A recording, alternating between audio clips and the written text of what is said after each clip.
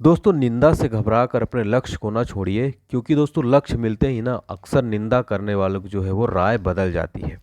सो आप लोगों को बिल्कुल घबराना नहीं है, बिल्कुल ज़बरदस्त तरीके से, बिल्कुल धुआंधार तरीके से पढ़ाई करिए। 100% आपका एग्ज़ाम निकलने वाला है ना।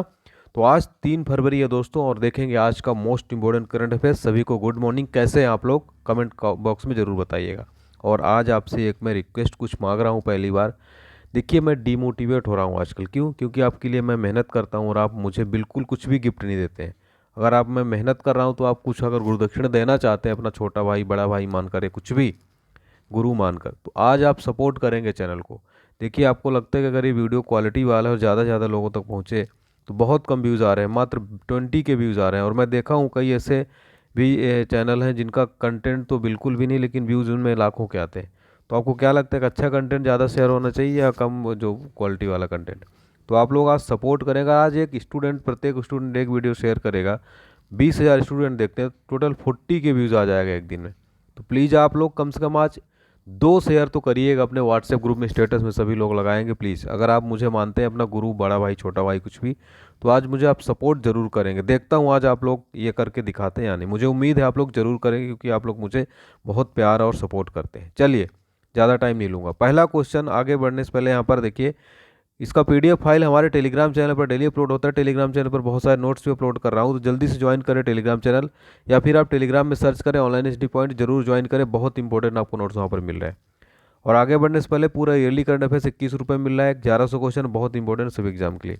और टेक्स्ट बुक का मॉक टेस्ट अगर आप सॉल्व नहीं करते, किसी एग्जाम की तैयारी कर रहे हैं, तो आप गलती कर रहे हैं। क्योंकि दोस्तों ये जो टेक्स्ट बुक पास है, यहाँ पर आपको काफ़ी सारे 400+ एग्जाम के मॉक टेस्ट मिल जाएंगे। हमारा कोड स्टडी लगाइएगा और 10% का ऑफ मिल जाएगा, ठीक है। तो इसको जरूर परचेज कर लें। टेक्स्ट बुक का मॉक टेस्ट हमारा सभी एग्जाम्स के लिए काफ़ी अच्छा होता है ये। इसमें आपको पूरा एनालाइज किया जाता है, चैप्टर वाइज दिया जाता है, साथ में आपको पूरी रैंक देखने को मिल जाती है। और काफ़ी सारे आपको यहाँ पर मॉक टेस्ट मिल जाएंगे, SSC, railway, banking, UPSC, defence, police, teaching exam, सभी गवर्नमेंट एग्जाम के लिए। तो इसको आप जरूर परचेज करेंगे। स्टडी कोड, हमारा कोड लगाइएगा STUDY। यहाँ पर आपको 360 रुपये का 399 वाला टेस्ट मिल जाएगा। डिस्क्रिप्शन बॉक्स में लिंक दिया गया है, जरूर परचेज करें। काफ़ी अच्छे टेस्ट हैं हम टेक्स्ट बुक के। चलिए फटाफट से रिवीजन करते हैं। हाल ही में भारतीय तटरक्षक बल का कौन सा स्थापना दिवस मनाया गया? 46वां मनाया गया, ध्यान रखेंगे। फिर अगला प्रश्न है, हाल ही में किस कंपनी ने नीलांचल इस्पात निगम लिमिटेड का अधिग्रहण कर लिया है? टाटा समूह ने दोस्तों, टाटा ग्रुप में इसको हैंडओवर कर लिया है। हाल ही में रक्षा मंत्रालय ने किस योजना के तहत दवाओं की होम डिलीवरी शुरू की है? सेहत योजना के तहत। आपको कमेंट बॉक्स में सेहत का फुल फॉर्म बताना है। जो मेरे रेगुलर स्टूडेंट हैं वो जरूर ये सब पढ़ते होंगे, अच्छे से ध्यान देते होंगे। कल सेहत का फुल फॉर्म बताया था, सेहत का आप लोग कमेंट बॉक्स में फुल फॉर्म सभी स्टूडेंट बताएंगे, आपके लिए होमवर्क है ये। हाल ही में world games athlete of the year पुरस्कार किसने जीता है? पुरुषों में PR श्रीजेश जीता है। और आपको कमेंट में बताना है महिलाओं का world games athlete of the year पुरस्कार में किसको पहली बार ये भारत की तरफ से मिला था? कौन पहली महिला बनी थी भारत की तरफ से? कल ही मैं पढ़ाया था, तो आप ध्यान से पढ़ते तो कमेंट करके बताइए। हाल ही में होंडुरास की पहली महिला राष्ट्रपति कौन बनी है? सियोमारा कास्त्रो। इंपॉर्टेंट क्वेश्चन है। हाल ही में ऑपरेशन खत्म नामक पुस्तक के लेखक कौन है? RC गंज और अश्विनी भटनागर है, ठीक है। हाल ही में किरण बेदी की एक बहुत इंपॉर्टेंट बुक लिखी गई है, तो आपको कमेंट बॉक्स से बताना है। मैंने परसों ही पढ़ाया था। हाल ही में ओडिशा ओपन बैडमिंटन टूर्नामेंट में महिला एकल खिताब किसने जीता? उन्नति हुड्डा ने। बजट 2022-23 में किसी भी तरह के वर्चुअल डिजिटल असेट्स के हस्तांतरण पर होने वाली इनकम पर कितने % का टैक्स लगेगा? 30% का टैक्स लगेगा। बजट 2022-23 में, वित्त वर्ष 2023 में कितने किलोमीटर का हाईवे बनाया जाएगा? 25,000 किलोमीटर। निर्मला सीतारमन के अनुसार अगले 3 सालों में कितने वंदे भारत ट्रेनों का निर्माण और विकास किया जाएगा? 400। कितने? 400। Important question. अब शुरू करते हैं आज का हमारा वेरी वेरी इंपॉर्टेंट क्वेश्चन। ध्यान से सुनिए, नोट करते चलिए, काफ़ी एग्जाम में इंपॉर्टेंट होने वाले। डेली 5 बजे आप जरूर देखा करिए करंट अफेयर्स। और हमारा कल का करंट अफेयर्स आप जरूर देखिएगा, बजट से रिलेटेड इंपॉर्टेंट क्वेश्चन थे, ठीक है। 1 फरवरी का पहला क्वेश्चन, विश्व आर्द्र भूमि दिवस, इंग्लिश में बोले तो वर्ल्ड वेटलैंड्स डे, कब मनाया जाता है? तो दोस्तों ये मनाया जाता है 2 फरवरी को मनाया जाता है, वर्ल्ड वेटलैंड्स डे यानी विश्व आर्द्र भूमि दिवस। प्रतिवर्ष 2 फरवरी को दुनिया में मनाया जाता है। अब देखिए इसकी थीम क्या थी दोस्तों, 2022 की एग्जाम में पूछा आता है। Wetlands action for people and nature क्या थी? लोगों और प्रकृति के लिए आर्द्र भूमि की कार्यवाही, ठीक है, action for people and nature. इसका उद्देश्य क्या होता है साथियों? उद्देश्य हम देखेंगे तो जो हमारे जो पूरे पृथ्वी पर आर्द्र भूमि द्वारा निभाई गई महत्वपूर्ण भूमिका के बारे में जागरूकता फैलाना होता है नेचर से रिलेटेड। अब देखिए यहाँ पर दिवस की बात हो रही है, तो मैं आपको जनवरी माह में जितने इंपॉर्टेंट दिवस पढ़ाया हूँ उसको मैं यहाँ पर कराने वाला हूँ, तो ध्यान से सुनिए, नोट करते चलिए। प्रतिवर्ष प्रवासी भारतीय दिवस कब मनाया जाता है? 9 जनवरी को मनाया जाता है। कब? 9 जनवरी को। इसी दिन दक्षिण अफ्रीका से महात्मा गांधी स्वदेश वापस लौटे थे 1915 में। ठीक है। विश्व हिंदी दिवस कब मनाया जाता है? 10 जनवरी को। आपको राष्ट्रीय हिंदी दिवस कब मनाया जाता है? कमेंट बॉक्स में जल्दी से जितने आंसर पूछा वो बताइए। आप लोग कमेंट नहीं करते हैं यार, कमेंट करिए ना, उससे आपका रिवीजन हो जाएगा, अब चीज़ें याद हो जाएंगी पूरी तरह से। राष्ट्रीय युवा दिवस कब मनाया जाता है? स्वामी विवेकानंद जी की जयंती 12 अगस्त। अंतर्राष्ट्रीय युवा दिवस कब मनाया जाता है? कमेंट बॉक्स में लिखिएगा। सारी चीज़ें पढ़ाता हूँ, आप लोग डेली जरूर देखा करें हमारा करंट अफेयर्स, बहुत इंपॉर्टेंट होता है। थल सेना दिवस कब मनाया जाता है? 15 जनवरी को। नेताजी सुभाष चंद्र बोस की जयंती कब मनाएगी? 23 जनवरी को मनाई गई है अभी हाल ही में। राष्ट्रीय बालिका दिवस 24 जनवरी को मनाया जाता है। कब? 24 जनवरी को। भारतीय पर्यटन दिवस 25 जनवरी को। राष्ट्रीय मतदाता दिवस भी 25 जनवरी को मनाया जाता है। 25 जनवरी 1950 को ही इसकी स्थापना हुई थी राष्ट्रीय चुनाव आयोग की। वर्तमान में भारत के चुनाव आयुक्त कौन है? मुख्य चुनाव आयुक्त कौन है? कमेंट बॉक्स में बताएंगे सारा आंसर, एक लाइन से कमेंट लिखिएगा, और जिसका भी बेस्ट आंसर होगा कल मैं कमेंट में यहाँ पर शो करूँगा। अंतर्राष्ट्रीय सीमा शुल्क दिवस कब मनाया जाता है? 26 जनवरी को। शहीद दिवस महात्मा गांधी की पुण्यतिथि 30 जनवरी को मनाई जाती है। अगला क्वेश्चन देखते हैं। रक्षा खुफिया एजेंसी के नए प्रमुख यानी कि नए अपॉइंटमेंट कौन हुए हैं? डिफेंस इंटेलिजेंस एजेंसी के नए प्रमुख किसको नियुक्त किया गया? दोस्तों इंपॉर्टेंट क्वेश्चन है ये बनाया गया लेफ्टिनेंट जनरल GAV रेड्डी। कौन? GAV रेड्डी को बनाया गया है। देखिए साथियों, ये हैं GAV रेड्डी, फोटो में देखिए। और तो लेफ्टिनेंट जनरल दोस्तों GAV रेड्डी को डिफेंस इंटेलिजेंस एजेंसी का नया प्रमुख जो है अपॉइंट किया गया, नियुक्त किया गया है। किसका स्थान लेंगे ये?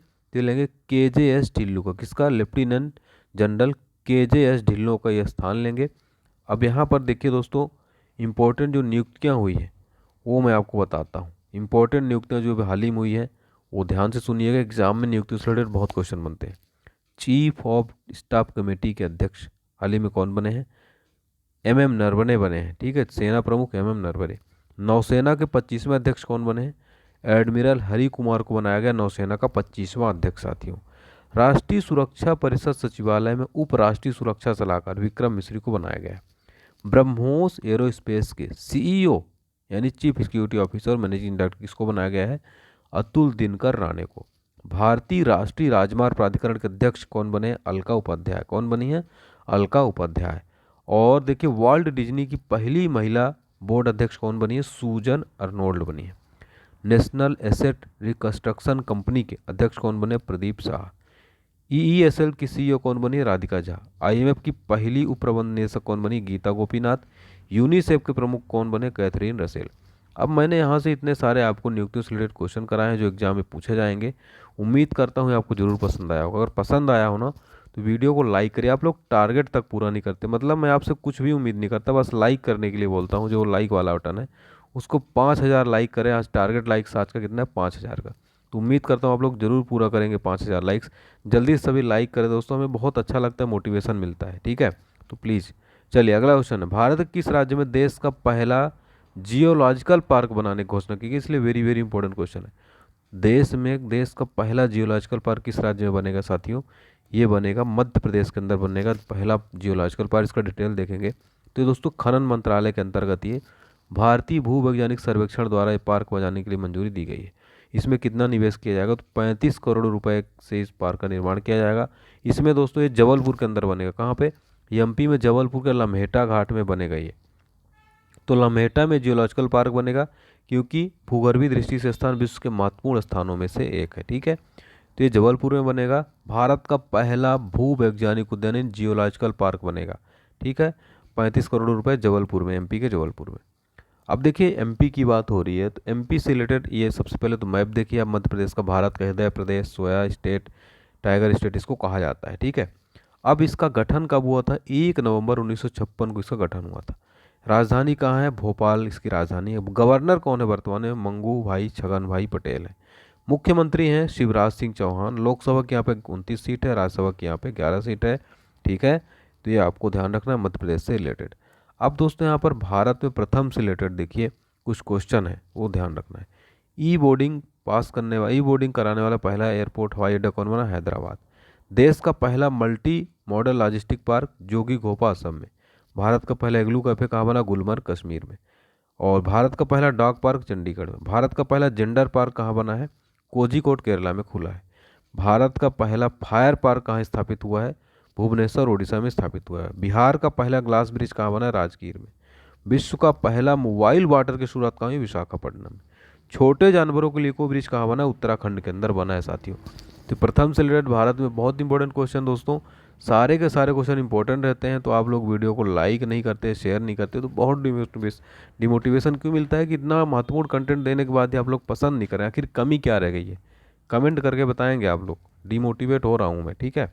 चलिए, हाल ही में सौर परियोजनाओं के विशेष वित्त पोषण के लिए एसबीआई ने किसके साथ समझौता किया? यानी सौर परियोजनाओं के वित्त पोषण के लिए एसबीआई ने समझौता किया है टाटा पावर के साथ। किसके साथ? टाटा पावर के साथ। तो देखिए दोस्तों, स्टेट बैंक ऑफ इंडिया जो है सौर ऊर्जा प्रोजेक्ट के लिए मौजूदा वित्त पोषण व्यवस्था को इसको स्ट्रॉन्ग करने के पर्पज से दोस्तों सूर्य शक्ति सेल नामक एक जो डेडिकेटेड केंद्रीकृत प्रसंस्करण सेल लॉन्च किया है। और इसके साथ साथ दोस्तों एसबीआई ने मतलब जो सोलर सिस्टम है, सोलर एनर्जी है, उसको प्रोजेक्ट के लिए जो है यानी कि इसके फंडिंग के लिए वित्त पोषण के लिए Tata power solar system limited company के साथ सहयोग किया है। अब यहाँ पर टाटा पावर सोलर की बात हो रही है, अगर आपसे एग्जाम में क्वेश्चन यहाँ से बन जाए, चर्चा में है, इसका हेडक्वार्टर कहाँ पर है? मुंबई के अंदर हेडक्वार्टर है। अच्छा, इसकी स्थापना कब हुई थी Tata power solar system limited की? 1989 में। कब हुई थी? 1989 में। ध्यान रखेंगे ना सारे पॉइंट, एक एक पॉइंट नोट डाउन करते चलिए। मैं कहता हूँ डेली 5 बजे मॉर्निंग में आप ये करंट अफेयर्स जरूर देखा करें, आपके यहाँ से काफ़ी सारी चीज़ें कवर होती हैं। आगे मैं आपको परीक्षा मंत्र में काफ़ी चीज़ें इंपॉर्टेंट चीज़ें कवर करूँगा, स्टैटिक जीके कवर कराता हूँ, सारी चीज़ें मतलब ऑल इन वन जीके दोस्तों 25 मिनट में। मैं किसी की बुराई नहीं करा, लेकिन लाइव क्लासेस आप देखते होंगे ना, वहाँ हालांकि उनका अलग क्वालिटी मैं मानता हूँ, लेकिन यहाँ पर आपको ये भी नहीं 25 मिनट में काफ़ी सारी चीज़ें सीखने को मिलती है। कमेंट करके हमारा बताइएगा आपको पसंद आता है नहीं हमारा करंट अफेयर्स। फिर देखिए यहाँ पर स्टेट बैंक ऑफ इंडिया की बात हो रही है। अब एसबीआई से रिलेटेड हम सारे फैक्ट देखेंगे। एसबीआई की स्थापना कब हुई? 1 जुलाई 1955 को हुई, अगर क्वेश्चन बन जाए तो। मुख्यालय कहाँ पर? मुंबई में है। यहाँ के वर्तमान चेयरमैन कौन है एसबीआई के? दिनेश कुमार खारा हैं। अब देखिए एसबीआई से रिलेटेड यही क्वेश्चन बनते हैं, ठीक है। आरबीआई के बारे में बात कर लेते हैं। आरबीआई का मुख्यालय मुंबई में है। स्थापना हुई थी 1 अप्रैल 1935 को। वर्तमान गवर्नर कौन है? शक्तिकांत दास हैं। भारतीय रिजर्व बैंक जो कि भारत का केंद्रीय बैंक है, बैंकों का बैंक है, ठीक है। अब कितने फैक्ट आप याद रखेंगे? चलिए, क्वेश्चन नंबर 5, हाल ही में एंटोनियो कोस्टा किस देश के एक बार फिर से प्रधानमंत्री बना दिए गए, यानी दोबारा से प्रधानमंत्री बनाए गए हैं? एंटोनियो कोस्टा ये कहाँ के? पुर्तगाल के हैं, ठीक है, तो ये ध्यान रखिएगा। तो पुर्तगाल के जो पीएम एंटोनियो कोस्टा को वो जो है फिर से दोबारा बन गए हैं, और ये वाम सोशलिस्ट पार्टी 2022 के पुर्तगाली विधायी चुनाव में इन्होंने बेहतरीन जीत हासिल की है। और आपको बता दें, सोशलिस्ट पार्टी को संसद की 230 सीटों में 117 सीटें मिली थी। एंटोनियो कोस्टा दोस्तों 26 नवंबर 2015 से पुर्तगाल के 119वें प्रधानमंत्री के रूप में कार्यरत है। अब पुर्तगाल की बात हो रही है चर्चा में, इसलिए आपसे यहाँ से क्वेश्चन बन सकता है। सबसे पहले इसकी राजधानी पुर्तगाल की यहाँ की लिस्बन है। करेंसी क्या? यूरो है। यहाँ के राष्ट्रपति कौन है? मार्सेला रेबोलो डी सोसा। और पीएम कौन बन गए? Antonio Costa. इसलिए ये इंपॉर्टेंट पॉइंट है, ध्यान रखिएगा साथियों। फिर देखिए हमारा अगला क्वेश्चन काफ़ी महत्वपूर्ण है। पतंजलि का प्रोडक्ट आप यूज करते ही होंगे, तो हाल ही में पतंजलि ने किस कंपनी के साथ मिलकर यानी किस संस्था के साथ मिलकर को branded contactless credit card launch कर दिया है? तो क्रेडिट कार्ड किसके साथ लॉन्च कर दिया है? पंजाब नेशनल बैंक जो है अपना, पंजाब नेशनल बैंक पीएनबी के साथ जो है ये कॉन्टैक्टलेस क्रेडिट कार्ड लॉन्च कर दिया है। अब ये क्या होता है? तो पीएनबी और दोस्तों पतंजलि आयुर्वेद लिमिटेड जो है national payments corporation of India यानी कि एनपीसीआई के साथ एक पार्टनरशिप किया है, उसके साथ को branded contactless credit card launch कर दिया है। अब इससे क्या फ़ायदा होगा देखिए, तो जितने भी पतंजलि स्टोर हैं या फिर जितने भी पतंजलि हैं, पतंजलि की जो शॉप्स हैं, स्टोर हैं, तो इसमें जो है पीएनबी रुपए प्लेटिनम और पीएनबी रुपए सिलेक्ट कार्ड धारकों को एक्टिवेशन पर 300 रिवार्ड पॉइंट भी इसमें मतलब वेलकम बोनस भी मिलेगा, ठीक है। और दोनों सह ब्रांडेड कार्ड कैशबैक भी मिलेगा, लॉयल्टी पॉइंट मिलेगा।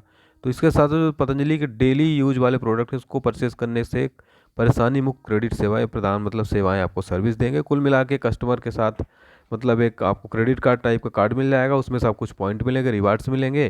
तो यही ये पतंजलि ने लॉन्च किया पीएनबी के साथ मिलकर, किसके साथ? पंजाब नेशनल बैंक के साथ मिलकर, ठीक है। तो ये आपको ध्यान रखना है ये पॉइंट। अब पीएनबी और पतंजलि की बात हो रही, चर्चा में है, करंट अफेयर्स, इसलिए यहाँ से क्वेश्चन बन सकते हैं एग्जाम में, तो मैं क्वेश्चन तो पूरा कराऊंगा, आपको ध्यान रखना है आपको। पीएनबी की स्थापना कब हुई थी? 1894 में हुई थी। मुख्यालय कहाँ पे? नई दिल्ली के अंदर है। पंजाब नेशनल बैंक के वर्तमान एमडी सीईओ कौन? अतुल कुमार गोयल हैं। इसका टैगलाइन क्या है? The name you can bank upon, इसका जो है टैगलाइन है। अब पतंजलि लिमिटेड की बात कर लेते हैं। पतंजलि का जो आप प्रोडक्ट यूज करते हैं, पतंजलि आयुर्वेद लिमिटेड की स्थापना कब हुई? जनवरी 2006 में हुई थी। इसका मुख्यालय कहाँ पर है? हरिद्वार के अंदर, उत्तराखंड का इसका मुख्यालय है। पतंजलि आयुर्वेद लिमिटेड के संस्थापक कौन थे? तो बाबा रामदेव और बालकृष्ण थे, आचार्य बालकृष्ण, ये फाउंडर थे। ठीक है, ये ध्यान रखेंगे। पतंजलि और पीएनबी के बारे में चर्चा में पूछा जा सकता है। चलिए अब देखते हैं आज का परीक्षा मंत्र, यानी कि आप जो भी मंत्र पढ़ते हैं कोई भी कार्य सिद्ध करने के लिए, कुछ भी मतलब पाने के लिए, मंत्र हमारे लिए बहुत इंपॉर्टेंट होता है। तो हम आपको देते हैं डेली परीक्षा मंत्र। मतलब कि अगर आप ये मंत्र हमारा ध्यानपूर्वक सुनेंगे, पढ़ेंगे, इस तरह से बैठकर, इस तरह से नहीं बैठना है लेकिन ध्यान से सुनेंगे, पढ़ेंगे, तो आपके एग्ज़ाम क्रैक करने में बहुत हेल्पफुल होगा दोस्तों। ये बहुत यूनिक चीज़ है। अब यहाँ पर हम देखेंगे बजट से रिलेटेड क्वेश्चन। भारत सरकार का कौन सा मंत्रालय केंद्रीय बजट प्रस्तुत करता है? वित्त मंत्रालय। वर्तमान में कौन है? निर्मला सीतारमण जी। भारत के इतिहास में पहला बजट कब पेश किया गया था? 7 अप्रैल 1860 में। अब कुछ क्वेश्चन रिपीट होंगे, यानी कल भी मैंने पढ़ाया था, तो आपको रिवाइज हो जाएंगे ना, याद हो जाएंगी चीज़ें। पढ़ना जरूरी नहीं, उसको याद रखना भी इंपॉर्टेंट होता है। फिर अगला प्रश्न, आज़ाद भारत का पहला केंद्रीय बजट किसके द्वारा पेश किया गया था? आर के षणमुखम शेट्टी द्वारा पेश किया गया था आज़ाद भारत का पहला केंद्रीय बजट, यानी कि आज़ादी के बाद। भारत का सबसे लंबा बजट पढ़ने का रिकॉर्ड किस वित्त मंत्री के पास है? निर्मला सीतारमण। केंद्र और राज्य सरकार दोनों के कर्मचारियों की कर कटौती की सीमा 10% से बढ़ाकर कितने परसेंट कर दी गई? 14%। कारपोरेट सरचार्ज 12% घटाकर कितने परसेंट कर दिया गया है? 7%। 2022-23 के लिए अर्थव्यवस्था में समग्र निवेश को उत्प्रेरित करने में राज्यों की सहायता के लिए कितने करोड़ रुपए का आवंटन किया गया है? 1 लाख करोड़ रुपए का, ध्यान रखेंगे। फिर अगला है, देश के नागरिकों के लिए विदेश यात्रा को आसान बनाने के लिए कौन सी सुविधा लागू होगी? ई पासपोर्ट सिस्टम भी अब लागू हो जाएगा। तो ये था हमारा बजट से रिलेटेड परीक्षा मंत्र, और ये परीक्षा मंत्र मैं उम्मीद करता हूँ कि आपके एग्जाम में यहाँ से 1 से 2 प्रश्न जरूर आएगा। फिर जनरल साइंस की नोट्स है दोस्तों, बहुत इंपॉर्टेंट नोट्स है। डिस्क्रिप्शन बॉक्स में लिंक दिया गया है, 5000 क्वेश्चन है, बहुत अच्छी नोट्स है ये, जरूर परचेस करिएगा। 29 रुपये की प्राइस है इसकी, डिस्क्रिप्शन बॉक्स में लिंक है। क्वेश्चन नंबर 7, हाल ही में किस राज्य के मुख्य चुनाव अधिकारी ने कार्यालय ने अपने चुनावी शुभंकर शेरा यानी लॉयन को लॉन्च किया है? चुनावी शुभंकर है शेरा, उसको लॉन्च किया है। किस राज्य के मुख्य निर्वाचन अधिकारी ने? पंजाब के। ठीक है, तो शेरा, ठीक है, ये देखिए, तो पंजाब के मुख्य चुनाव अधिकारी कार्यालय ने अपने चुनावी शुभंकर शेरा ने लायन का लॉन्च किया है। इसका उद्देश्य क्या है दोस्तों? तो 20 फरवरी को जो पंजाब में जो इलेक्शन होने वाला है, असेंबली इलेक्शन, उसमें जो वोटर्स हैं तो उनको जागरूक करना, पार्टिसिपेट करने के लिए उनको बताना, उनके नैतिक जो मतदान है उसको बढ़ावा देना। शुभंकर शेरा एक शेर का चित्रण है ये। पंजाब की राजधानी क्या है? चंडीगढ़ है। मुख्यमंत्री कौन है? चरणजीत सिंह चन्नी है, काफ़ी चर्चे में रहते हैं ये। पंजाब के राज्यपाल कौन है? बनवारी लाल पुरोहित है। ठीक है, तो ये फैक्ट आपको याद रखना है साथियों। तो पंजाब के मुख्य चुनाव अधिकारी कार्यालय ने कौन सा शुभंकर लॉन्च किया? शेरा, किस राज्य का? पंजाब का। ठीक है, चलिए, हाल ही में क्लाइमेट एक्शन प्लान प्राप्त करने वाला पहला शहर कौन बना है? क्लाइमेट एक्शन प्लान प्राप्त करने वाला पहला शहर बन गया है नासिक। कौन बन गया है? नासिक। फिर अगला, हाल ही में कर्नाटक के किस मंदिर को वर्ल्ड हेरिटेज साइट में शामिल किया गया है? वर्ल्ड हेरिटेज साइट में शामिल किया गया है होयसल मंदिर, हेलीवेड और सोमनाथपुरम। तो ये तीनों को शामिल किए गए, नामांकित किए गए ये सभी। कर्नाटक की कैपिटल है बेंगलोर, गवर्नर थावरचंद गहलोत, मुख्यमंत्री हैं बसवराज मुंबई, और राज्यसभा की 12 सीट, लोकसभा की 28 सीट। ये है कर्नाटका मैप में, ये पूरा मैप आप देख सकते हैं। अब देखते हैं आज का ब्रेकफास्ट करंट अफेयर्स में अपन देखेंगे जो महत्वपूर्ण ब्रांड एम्बेसडर अभी हाल ही में नियुक्त हुए हैं। तो ब्रांड एम्बेसडर से रिलेटेड क्वेश्चन हर एग्जाम में बनते हैं। तो आज के ब्रेकफास्ट में अपन क्या करेंगे ब्रांड एम्बेसडर। तो Aarogya Setu app, leader batteries, विमल पान मसाला, इसके ब्रांड एम्बेसडर कौन है? अजय देवगन है। भाई पान मसाला का प्रचार मत करो अजय देवगन भाई, ठीक है, ये गलत बात है। ठीक है, चलिए, पॉलिसी बाजार के ब्रांड एम्बेसडर कौन है? वीरेंद्र सहवाग है। सीएट और यूबीओएन के कौन है ब्रांड एम्बेसडर? राणा दग्गू बाती है, राणा दग्गू बाती। ये बाहुबली में विलन का किरदार निभाए थे। ठीक है, राणा दग्गू बाती। गवर्नमेंट एडेड मास मैरिज स्कीम के ब्रांड एम्बेसडर कौन है? यश और उनकी पत्नी राधिका पंडित। सिस्का एलईडी बेवकूफ.com के ब्रांड एम्बेसडर कौन है? राजकुमार राव हैं। सेलेक्टेड होमी के ब्रांड एम्बेसडर कौन है? सैफ अली खान है। फोन पे के आमिर खान है। आईटीएम ग्रुप ऑफ इंस्टीट्यूशन के ब्रांड एम्बेसडर कौन है? किदाम्बी श्रीकांत है। तो ये ब्रांड एम्बेसडर से रिलेटेड क्वेश्चन जरूर याद रखिएगा आप लोग, वेरी इंपॉर्टेंट है ब्रेकफास्ट करंट अफेयर से। फिर देखेंगे आज का एग्जाम लंच। लंच में हम लोग बहुत बेहतरीन चीज़ें खाते हैं ताकि हमारे हेल्थ अच्छा रहे, तो इसलिए आप लंच में, उस भी एग्जाम लंच में ऐसी चीज़ें, आप सदाबहार चीज़ों को जो है आप लोग जो है एक्सेप्ट करिए, ताकि आपके एग्जाम में ये काफ़ी यूजफुल होने वाला है। टॉप 10 क्वेश्चन है, वही क्वेश्चन मैं कराता हूँ पिछले 10 सालों में कई बार रिपीट हुए, और आगे आने वाले एग्जाम में ये रेलवे एसएससी एग्जाम में जरूर पूछे जाएंगे। ध्यान से सुनिए। रामकृष्ण मिशन की स्थापना किसने की थी?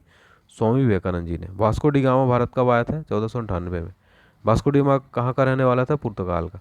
हवा महल कहाँ स्थित है? जयपुर में। कहाँ पर? जयपुर में। सिख धर्म का संस्थापक किस सिख गुरु को माना जाता है? गुरु नानक जी को माना जाता है। सिखों के प्रमुख त्यौहार कौन सा है? बैसाखी है। लौह पुरुष किस महापुरुष को कहा जाता है? सरदार पटेल को। नेताजी किस महापुरुष को कहा जाता है? सुभाष चंद्र बोस जी को। दिल्ली स्थित लाल बहादुर शास्त्री की समाधि क्या नाम है? विजय घाट है। वेरी वेरी इंपॉर्टेंट क्वेश्चन है। महाभारत के रचयिता कौन है? महर्षि वेदव्यास। अर्थशास्त्र नामक पुस्तक किसने लिखी? चाणक्य कौटिल्य ने लिखी है। ठीक है, तो ये था हमारा एग्जाम लंच, सारे इंपॉर्टेंट क्वेश्चन है। और इसी क्वेश्चन को अगर आप टेलीग्राम में प्राप्त करना चाहते हैं, टेलीग्राम चैनल को जरूर ज्वाइन करिए। ऑनलाइन स्टडी पॉइंट सर्च कर लीजिएगा आप लोग, काफ़ी सारे नोट्स में ऐसी नोट्स वहाँ पर प्रोवाइड करता हूँ। ठीक है, डिस्क्रिप्शन बॉक्स में भी लिंक है, जरूर ज्वाइन करिएगा।